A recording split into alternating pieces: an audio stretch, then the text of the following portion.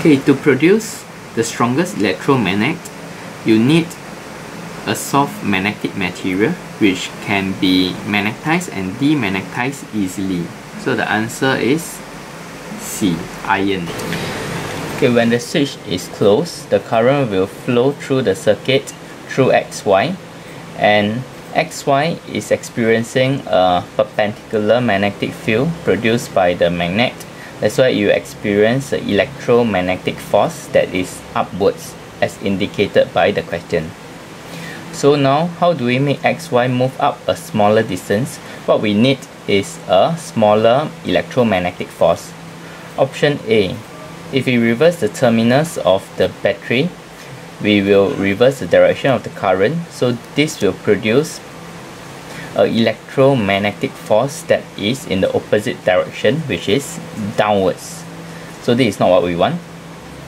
Using a stronger magnet will give us a stronger magnetic field. So that will cause a larger electromagnetic force. It will cause the wire to move up even more. So this is also not the answer. By reversing the poles of the magnet, it will only reverse the force, the electromagnetic force. So it will make the spring, will make XY go downwards. So this is not the answer as well. Okay, by connecting a resistor in series with the battery, this will cause the overall resistance to increase, which will lead to a decrease in the overall current. So when the current decreases, the electromagnetic force experienced by XY will decrease, so it will cause it to move up a smaller distance. So D is the answer. Okay, in this question we have two wires with the current going into the paper. So using our right hand grip rule, if the current, which is indicated by the thumb, is going into the paper, the finger is direction of the magnetic field, so it will be a clockwise direction. So let's assume that we have two wires with the current going in and the field is clockwise, and the field here is also clockwise.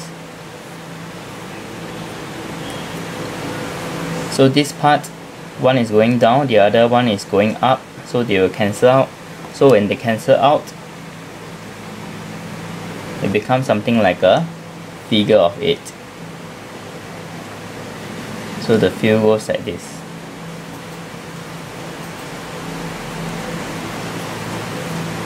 Okay, we can see that the field is weakened in the center, and the field by the side, they are stronger. So this will cause the wire to move inwards because the field are pushing it inwards. So we are looking at option C. That's the answer. We have a transformer here, so let's examine the options to see which one is correct. Okay, option A, an alternating current in the primary coil, it gives rise to a voltage in the secondary coil. Okay, this is correct because the alternating current, it sets up a changing magnetic field that flows through the core to reach the secondary coil, and the secondary coil experiences a rate of change of magnetic line of force linking the circuit, and hence an EMF is induced to oppose the change, producing it.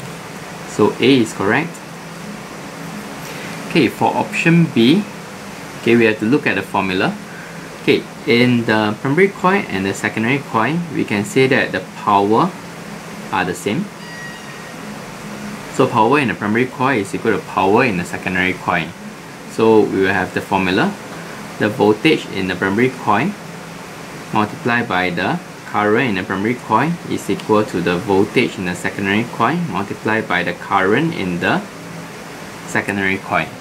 So this is a step-up transformer.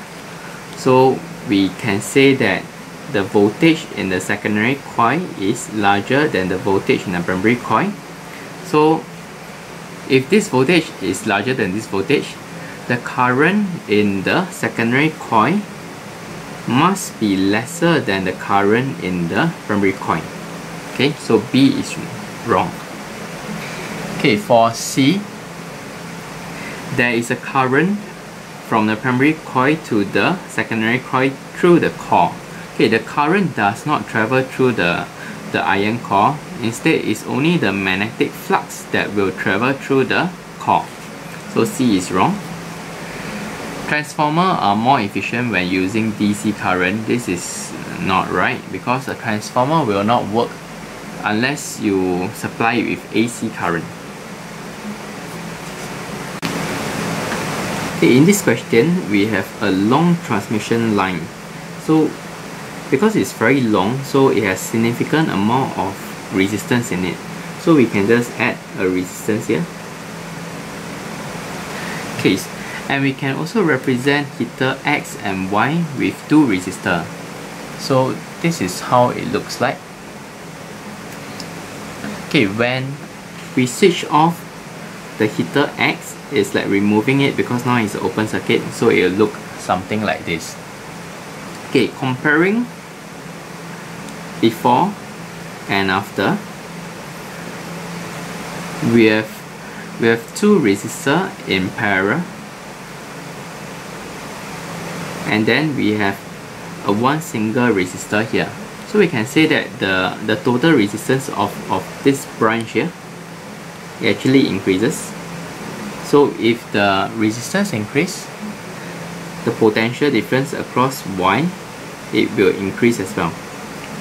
So if we look at the power is equal to V squared over R. The resistance of Y remains the same, and if the voltage increases, we should also see a rise in the power. Hence, the answer should be C. There is a rise in the voltage supplied and in the power used.